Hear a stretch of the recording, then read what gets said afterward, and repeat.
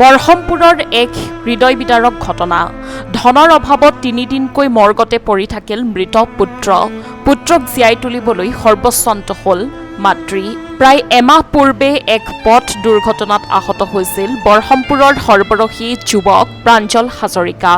গুৰুতৰভাৱে আহত প্ৰাঞ্জল হাজৰিকাক উন্নত চিকিৎসাৰ বাবে গুৱাহাটীৰ এখন ব্যক্তিগত চিকিৎসালয়ত চিকিৎসা কৰিছিল পৰিয়ালে। গুৰুতৰভাৱে আহত প্ৰাঞ্জল হাজৰিকাৰ চিকিৎসাৰ বাবে প্ৰয়োজন হৈছিল বৃহৎ ধনৰাশিৰ। উপায়ন্তৰ হৈ মাতৃয়ে সাঁচতীয়া ধনৰ লগতে সোণৰ অলংকাৰ, ঘৰৰ গৰু ছাগলী মাটি ভেটি বিক্ৰী কৰি সৰ্বস্বান্ত হৈ পৰিছিল। পৰিয়ালটোক সকাহ দিবলৈ অঞ্চলটোৰ ব্যৱসায়ীসকলৰ লগতে স্থানীয় লোকসকলৰ দান বৰঙণিয়ে কিছু চিকিৎসা আগবঢ়াই নিছিল যদিও ধনৰ অভাৱত চিকিৎসা সেৱা থমকি ৰৈছিল। উপায়ন্তৰ পৰিয়ালটিয়ে ঈশ্বৰকে শেষ ভৰসা বুলি চকু দুটুকিছিল। নিয়তিয়ে যেন চকু মেলি নাচালে। অৱশেষত নিয়তিৰ ওচৰত হাৰ মানি পুত্ৰ প্ৰাঞ্জল হাজৰিকাই শেষ নিশ্বাস ত্যাগ কৰে। ইমানতো যেন পৰিয়ালটোক দুখে লগ এৰা দিয়া নাছিল। মৃত পুত্ৰ চিকিৎসালয়ৰ পৰা আনিবলৈ যি ধনৰাশিৰ প্ৰয়োজন হৈছিল সেই ধনৰাশি পৰিয়ালৰ হাতত নথকাৰ বাবেই প্ৰাঞ্জলৰ মৃতদেহ মৰ্গতে পৰি থাকিল তিনিটাকৈ দিন। অৱশেষত এই সম্পূৰ্ণ বিষয়টো পৰিয়ালৰ লোকে বৰহমপুৰ সমষ্টিৰ বিধায়ক জিতু গোস্বামীক অৱগত কৰে।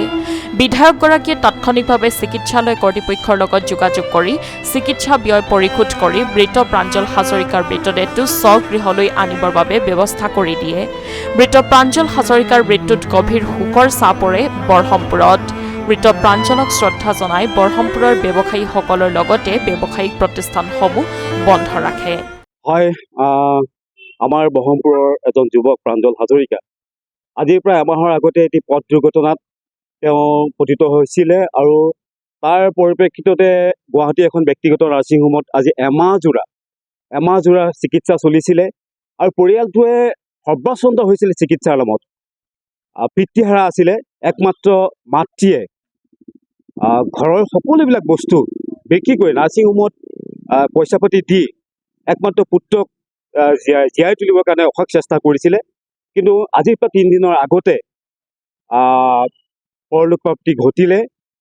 আচৰিত কথা, নাৰ্ছিং হোমত যি পইচা দিবলগীয়া আছে সেই পইচা নিদিয়াৰ কাৰণে মাতৃক পুত্ৰৰ শটো প্ৰদান কৰা নাই। কম দুৰ্ভাগ্যজনক কথা।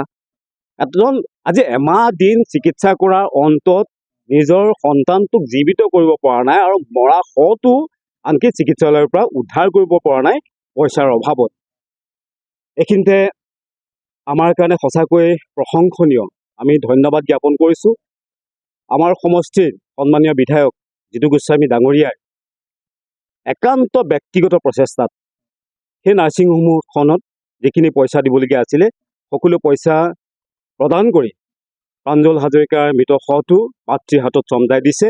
আজি আহি আমাৰ মাজলৈকে আহিব আৰু আমিও যিমানখিনিলৈকে পাৰোঁ বৰহমপুৰৰ প্ৰত্যেকজন যুৱক যুৱতী ব্যৱসায় প্ৰতিষ্ঠানেও তেওঁক চিকিৎসাৰ কাৰণে যথেষ্টখিনি সহায় কৰিছিলে। কিন্তু দুৰ্ভাগ্যৰ কথা, নিয়তিয়ে তেওঁক আমাৰ মাজৰ পৰা লৈ গ'ল। আত্মাৰ চিৰশান্তি আমি কামনা কৰোঁ। প্ৰাঞ্জল হাজৰিকা একেবাৰে সৰু ল'ৰা, মোৰ গাঁৱৰ ল'ৰা, বিশেষকৈ মোৰ গাঁৱৰ ল'ৰা। তাৰ এই অকাল বিয়োগত আমি সকলো মৰ্মাহত হৈছোঁ। তাৰ ঘৰখনৰ একেবাৰে উপাৰ্জনৰ এটাই স্থল আছিলে, সেয়ে আছিলে প্ৰাঞ্জল হাজৰিকা। আজি নিয়তিৰ নিষ্ঠুৰ পৰিহাসত দুৰ্ঘটনাত পতিত হৈ তেওঁ যিখিনি শাস্তি পালে, তেওঁ ঘৰখন আমাৰ গাঁৱৰ ৰাইজক প্ৰমুখ কৰি বৰহমপুৰ অঞ্চলৰ সকলোৱে হৃদয় উজাৰি যেনে যেনেকৈ পাৰে অৰ্থনৈতিকভাৱে হওক শাৰীৰিকভাৱে হওক তেখেতক সহায় হাত আগবঢ়াইছে। যদিও আজি 3 দিন পূৰ্বে তেওঁ পৰলোকপ্ৰাপ্তি হৈছে। এই ক্ষেত্ৰত এজন উদীয়মান যুৱক হেৰুৱাই আৰু ব্যৱসায়ী যুৱক আমি আমাৰ মাজৰ পৰা হেৰুৱাই আমি অতিকৈ শোকাকুল হৈছোঁ। আৰু আজি তেওঁ আৰু খন্তেক সময়ৰ পাছতেই তেওঁ আহি আমাৰ মাজত উপস্থিত হ'বহি। তেওঁ শৱদেহ আমাৰ মাজত উপস্থিত হ'বহি। আমি সকলোৱে আমি স্থানীয় বন্ধ ঘোষণা কৰিছে। 6 বজাৰ পৰা 12 বজালৈকে তেওঁ আত্মাৰ সদ্গতি কামনাৰ্থে শোক সভাও অনুষ্ঠিত হৈ গৈছে যোৱাকালি।